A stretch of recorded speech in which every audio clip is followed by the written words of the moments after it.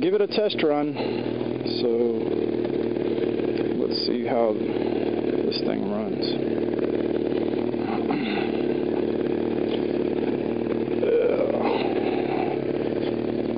Leaving the neighborhood. Camera's not really in my way. It's just odd to have it there. That is the reason for my riding the motorcycle more. That right there, $379 for regular unleaded. So we're in San Antonio, Texas, and this is a Sunday before Memorial Day. A lot of people have off tomorrow, including myself. And we're going to take about a 7-mile ride here to, this is just a little trial run, as I said, with the camera running.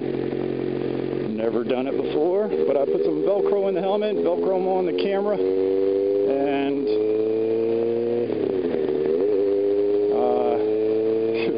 it is just a bit odd. It does obstruct some of my view.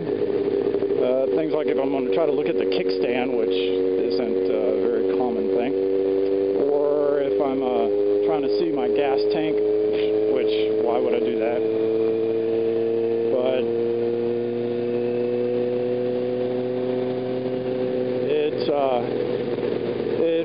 for the most part, it's an absolute clear view. I'm looking over the top of the camera, and no problems whatsoever. I can't really see what I'm recording, but I'm assuming I'm recording what I'm looking at. I know that it has to be angled a bit higher up than what you would imagine.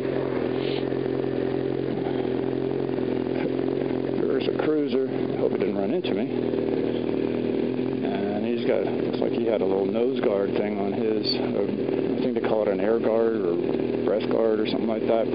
Good for winter, but this is hell. We've got 90-degree temperatures right now. And I would open my face mask to get some more air, but I'm afraid the camera's going to fall out. So this is just my first test, so giving that a shot. So, as I was saying, it's Memorial Day weekend. Cops are out on full force. They are, their big thing is checking for seat belts and drunk drivers. No seat belt on the Ninja, and hadn't had a drink, at least yet. I think I may have a few beers tonight, just to celebrate having some time off. Now this road here is a pretty sweet road because it's speed limit 45. I think that's a cop. Maybe not. But speed limit's 45, but you can go 50, get away with it. But I almost got T-boned here about a year and a half ago, and it was right about, no, it wasn't there. It was just back on the road, just back behind me a bit. It was at the gun shop. I was going about 50 on my, I had a little, you stay in there. I had a Kawasaki Vulcan 800, and I was just cruising at 50, you know, it was a really relaxed day. This old man in his truck is coming towards me, but he has pulled off on the side of the road, and I was thinking, what the hell's up with that dude? What's he doing? So I had my eye on him, keeping, you know, curious, because you never can tell what people are going to do. And good thing I did have my eye on him, because he came straight at me. It's like he didn't even see me. So I actually had to go off the road. I went into the driveway, and but but it's just kind of like zip, zip off the road, back onto the road real fast. And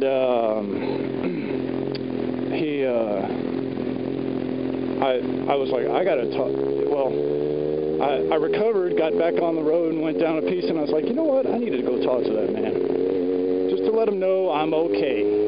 And so I did a U-turn in the straight, and all the traffic was clear, it was all good, and went back to him, and as I was pulling into the drive into the business parking lot of the gun shop, he was walking into the gun shop, and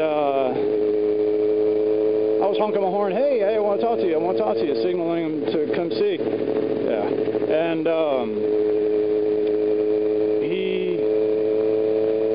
he darted right into the business, and I noticed he was an old man, a real old man. And I let him talk to the guy behind the counter and do their business, whatever they were dealing with. And the guy behind the counter had to go back into the back storeroom. So whenever he left, I took the opportunity to talk to the old man. I said, you know, I know you did not see me, but you almost killed me. And he got all upset, not mad, but upset, like sad, and he started crying. And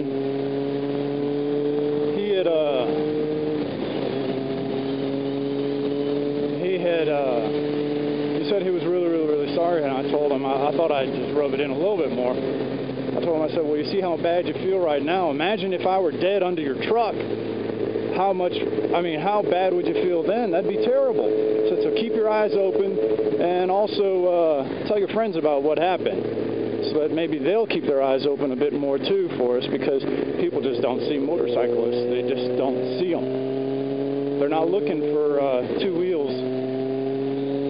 So that's my story of how I almost died on that little 45-mile-an-hour road. Hey, buddy. There you go. Patrol, what's that all about? It's probably some mall patrol or something. It's got a green light, but that is amazing. You never get a green there.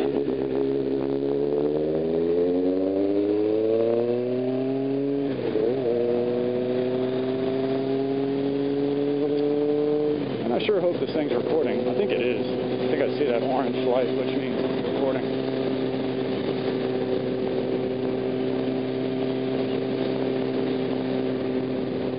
So let's hope that car doesn't decide to... Come on, get on the bus.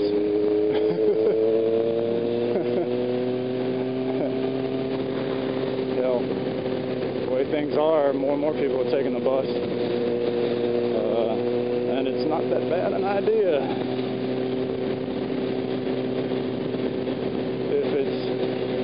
If you can deal with the inconvenience of, of scheduling and that kind of thing, the bus isn't that bad. Hell, I need to take a trip to Louisiana. I was thinking, a lot of people take charter buses out there to the gambling casinos.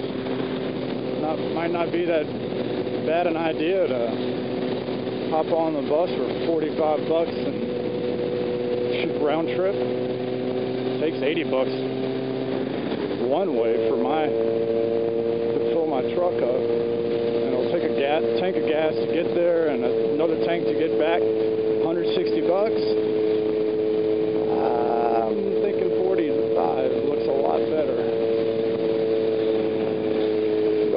I don't know if you can go and then stay for a while, stay a few days, and then come back on that same $45 deal.